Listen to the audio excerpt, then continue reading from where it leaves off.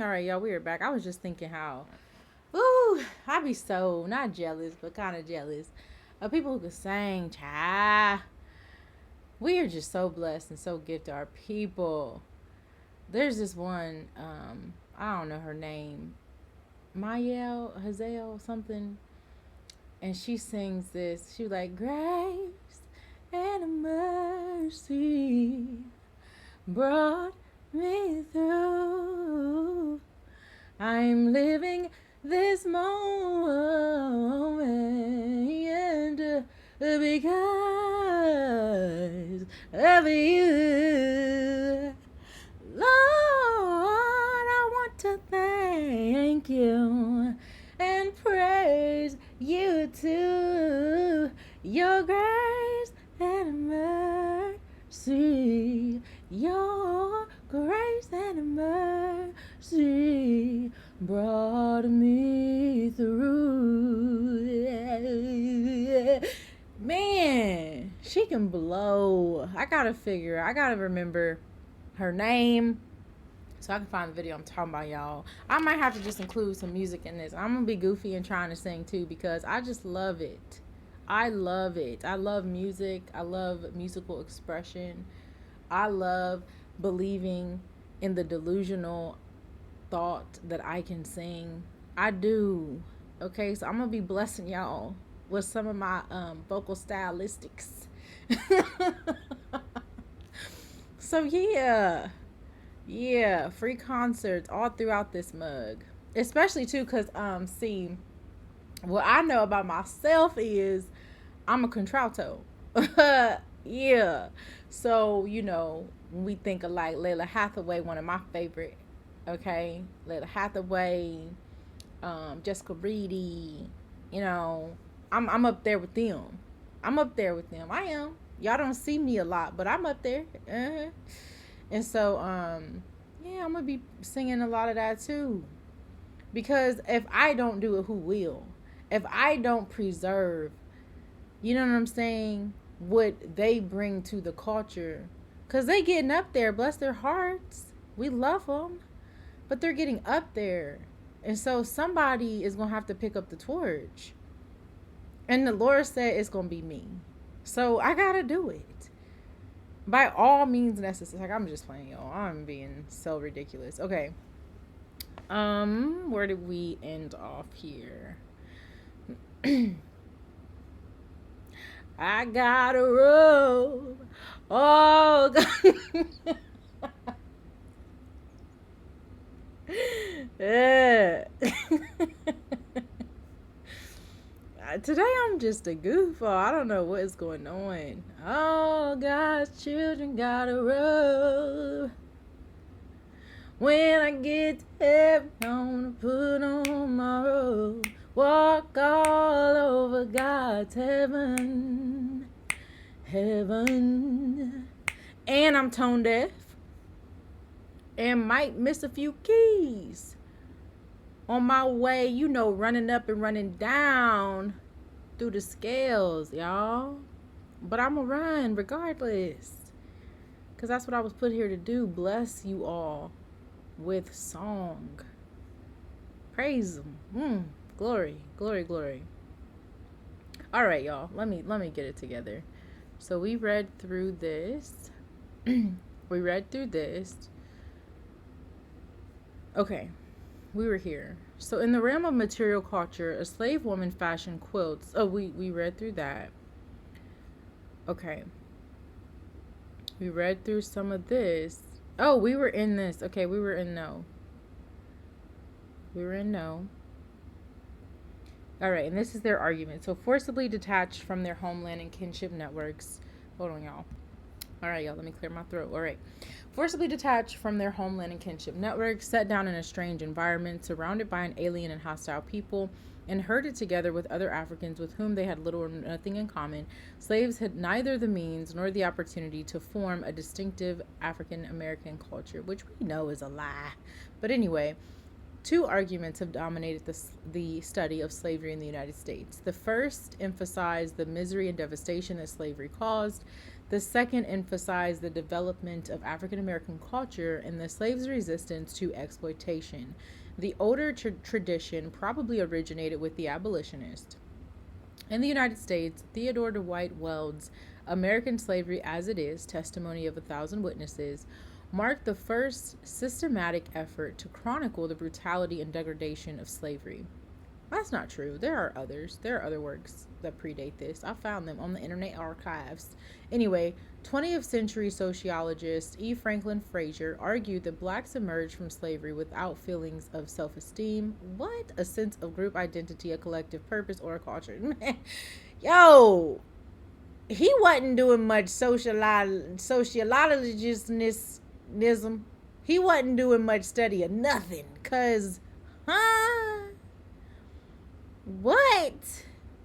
The world. Anyway, he not only denied the existence of an African American culture, but also found nothing in the African heritage that could assist blacks in making the necessary adjustments to American society. Like, he was, because he wasn't looking. Was he blind? He might have been. Yo, no. This is need to come off the back of his word, because he wasn't doing nothing. Nothing. Lord have mercy. All right. The passage of time, the process of acculturation, and the dynamics of racial oppression, Frazier asserted, had obliterated any traces of African culture and had, in fact, precluded the emergence and development of an African American alternative. Okay, so he's trying his best to say that nothing survived the Middle Passage. Nothing. And whatever they was able to do, which really they didn't have no means to do nothing.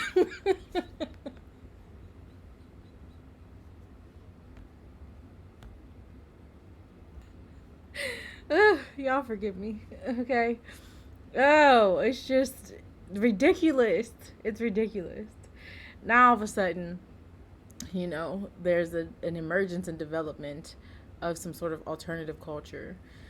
All right. Similarly, Abram Gardiner and Lionel Richie.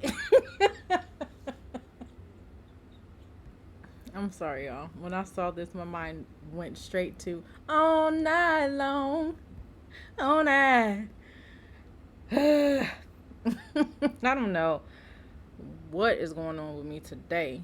Something is in the water. Something's in the water. I got a bone to pick. Oh my gosh. All right, let me focus. Listen, I do have ADHD. Shout out to all of my neurodivergent individuals, brilliant individuals. All right, there is no neurodivergent hate over here. Okay? But as a result of that, you all have witnessed a moment in time where my goofy quirk, why do I say it like that? Quirk? Manifested itself. And that's okay. And Lionel Ovesay wrote in The Mark of Oppression, a psychological study of the American Negro, that the slave had no intrapsychic defenses, no pride, no group, solidarity, no tradition. Even after emancipation, the marks of his previous status were still upon him socially, psychologically, and emotionally. And from these, he has never since freed himself. What? Hold on.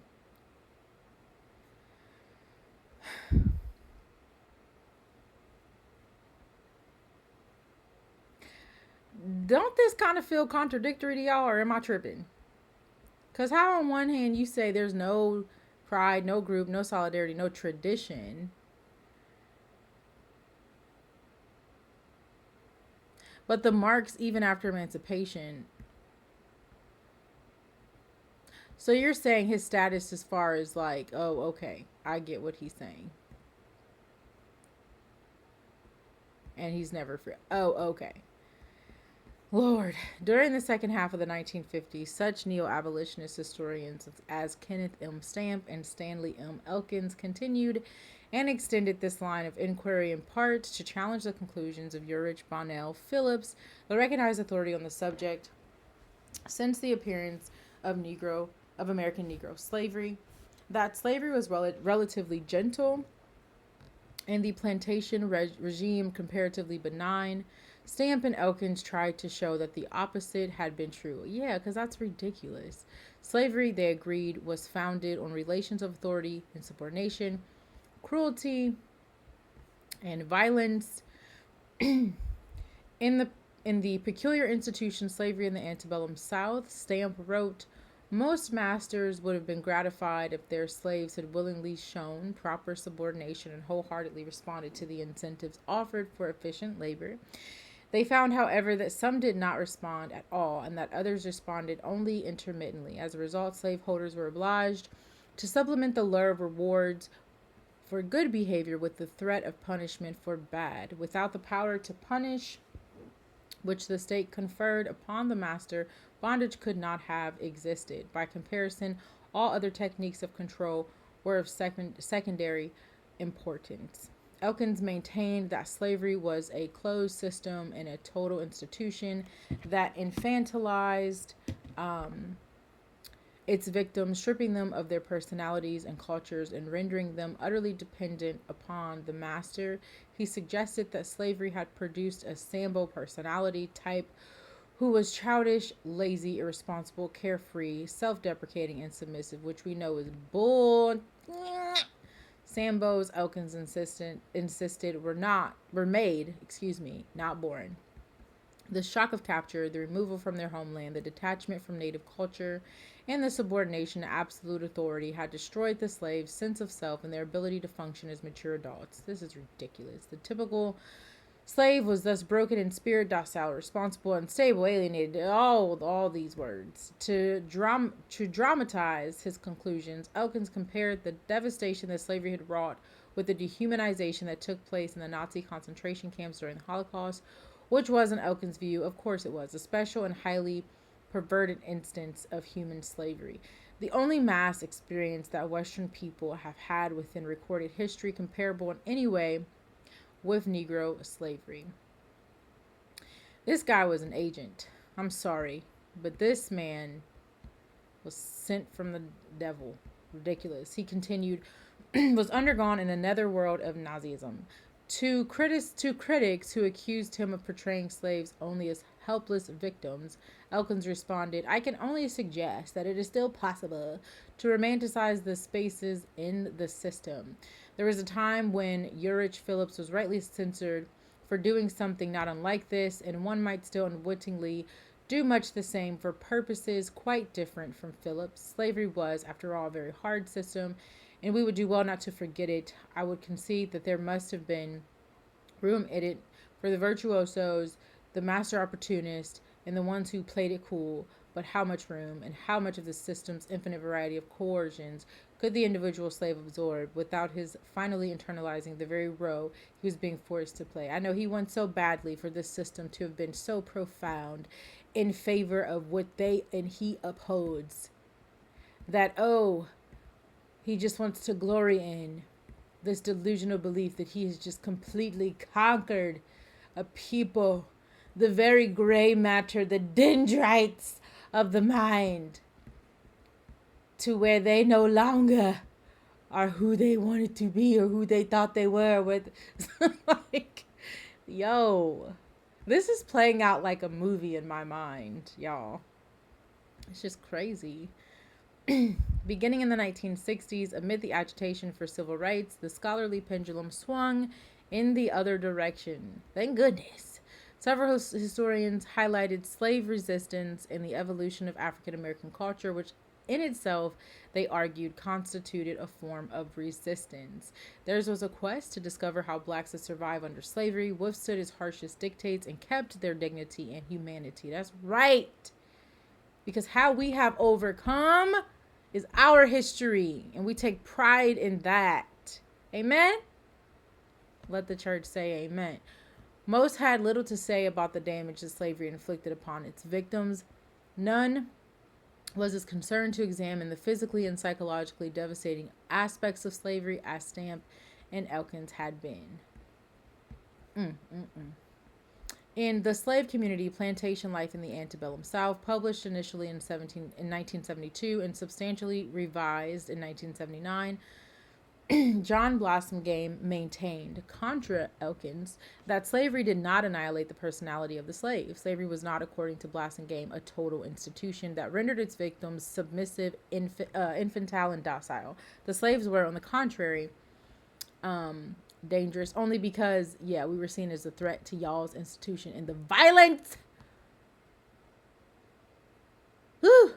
insubordinate, bold, okay, whatever.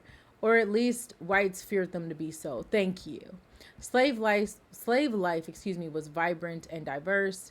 He contended with family, community, religion, music, and folklore, combining to provide instruments of resistance to the emotionally gripping potential of the system. The most remarkable aspect of the whole process of enslavement, Blossomgame wrote, is the extent to which the American-born slaves were able to retain their ancestors' culture, not just in Africa, but on this land as well, many aspects of that. Blacks were thus not the pathological, dehumanized, infantile victims of slavery, deprived of history, community, or identity. Lawrence Levine echoed these themes in Black Culture and Black Consciousness, Afro-American Folk Thought from Slavery to Freedom. Levine was intent to render articulate a people whom historians had co-signed to silence, but who, in their own lifetimes, had often told their own story in their own way. Shout out to, Toni Morrison. Shout out to, W.E.B. Du Bois. Shout out to Zora Neale Hurston. Shout out to, gosh, so many. Who else? Help me, y'all. Put them in the comments. Who am I forgetting here? And their names are on the tip of my tongue. Octavia Butler. Shout out to, Their Eyes Are Watching God. Who is that? Shout out to, her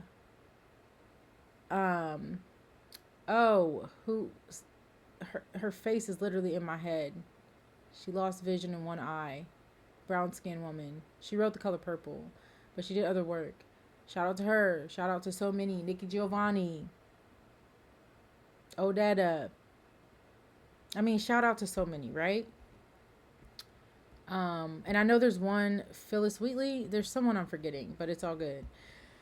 It was misleading and wrong, Levine wrote, to conceive of slavery as a closed system which destroyed the shout out to what's his name? Who else? Langston Hughes. All right. To conceive of slavery as a closed system which destroyed the vitality of the Negro and left him a dependent child. Shoot. Shout out to Woodson. Shout out to, I'm trying to think of some male authors and writers. Shout out to Frederick Douglass. Shout out to so many that came, after this time, but which destroyed the vitality of the Negro and left him as a dependent child. All right, slaves were not pure victims who experienced only unrelieved suffering and impotence. Even in the midst, and mind you, around this time there were still many free blacks also. Even in the midst of the brutalities and injustices of the antebellum and postbellum racial systems, black men and women were able to find the means to sustain a far greater degree of self-pride and group cohesion than the system they lived under even intended for them to be able to do so. Slavery was not benign. Levine contended, rather, human beings were more resilient than historians had realized, or confessed, rather. Levine stated his thesis succinctly and cogently. Yes, indeed. Upon the hard rock of racial, social, and economic exploitation and injustice, foundational Black Americans forged and nurtured a culture. They formed and maintained kinship networks, made love. Woo, listen. Raised. Woo, listen. That just gave me chills, child. Because I think about our music in the 80s and the 70s. Shoot, even in the 60s, even in the 50s. Okay? What, Big Maybell? Candy. Why I call my sugar candy.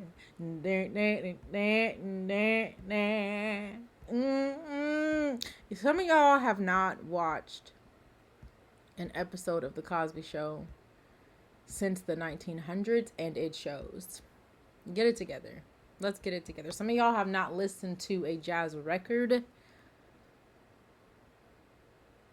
okay, since the 1900s, and it shows. Raised and socialized children, built a religion, and created a rich, expressive culture in which they articulated their feelings and hopes and dreams. Yes, Lord. Music and song, both sacred and secular, were distinctive expressions of the nascent African American community and collective consciousness. No, foundational Black American community and collective consciousness. Foundational what? Foundational. Every time I got a good thing going, I just mess it up. Foundational Black American folktales, as the vine presents them, are less satisfactory as indications of communal life. The trickster tales schooled vulnerable men and women about how to live in a world of duplicity and power. Many of the trickster's antics do indeed arise from the need for self-defense against those who are bigger and stronger than he. The pranks of a trickster, such as Brer Rabbit, however, are often unwarranted and mean-spirited. He steals from and cheats not only those more powerful than himself, but those who are weaker. He exacts ruthless vengeance against those who frustrate his will. The trickster, in short, is an inveterate hustler. That's a new one. His main objective is survival at any cost. He is not the agent of community, at least when it is not to his advantage to be so. And so we see this, we kind of see this element in aspects of our culture, but this is not indicative of all of our culture. Family, community, friendship, trust, compassion, and love are unaffordable luxuries in a world dominated by the 7 deadly sins. If this sort of cunning was the psychological adjustment that slavery demanded, then blacks paid a high price to create and sustain a measure of cultural independence. Excuse me, y'all. Herbert Gutman, in The Black Family in Slavery and Freedom, rejected the notion that slavery debilitated Black family life. He insisted on the contrary, that stability and continuity were its paramount attributes. Gutman did not merely imply that the Black family, exposed to the rigors of slavery, managed to survive to console the downtrodden and oppressed. He went further. In his analysis, the Black family under slavery was and could only be strong and resilient. It grew more vibrant and autonomous, while the authority, coercion, and prejudice of whites receded into the background, and while the influence of slavery itself declined. Gutman's model of the Black family, therefore, made no provision for debility, infirmity, or disintegration, as if slavery in the end had harshly touched it at all. Which is beautiful. I think it's so much power in our ability to tell our own stories, and to tell it in a way that comes from us, for us, by us, with the spirit in that. And I really just pray that in this new renaissance that we are in, the more artists arise. I really do. And I'm going to try my best within my power to support as many as possible. But yeah, more poets, more singers, more songwriters, more instrument players, more painters, more drawers, whatever they call y'all that be drawing. Okay. Just more artists. Come on, y'all. We need it. And it'd be beautiful to do like an ode to our past, to the Harlem Renaissance, to a time when that kind of art and expression, man, was just so beautiful and truly one of a kind. Like doing an ode to that, because history does repeat itself in many ways, and nothing is new again under the sun. So it'd be so cool to see a lot of those elements from that time poured into new expressions and forms of art. I think that would just be so beautiful. All right, y'all, this is where we're leaving off. I've got 5 minutes left. I'm going to end it right here. Again, I try to be serious. Lord knows I try to be serious in this one. But that's just, part of my personality. I've been through a lot in my little life.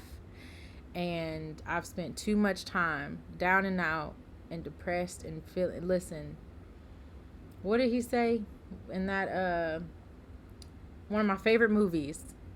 The Sunset Limited, this sort of like soliloquy or monologue between black and white. That's their characters' names.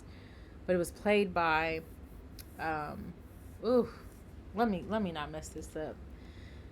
How do I forget these people's names? Samuel Jackson and Tommy Lee Jones. Who is that? Sunset Limited. Check it out, y'all, if you haven't seen it. So much manifold meaning in that. Such a profound movie. Yeah, Tommy Lee Jones. And he said, oh, what did he say? Oh, I don't want to mess it up, y'all, because it was so profound what he said.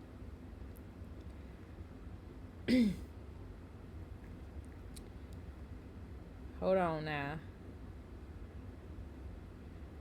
I was saying this for years. Going through my trials and tribulations. Hold on. Yes, he said I was too dead to know enough to lay down. Woo!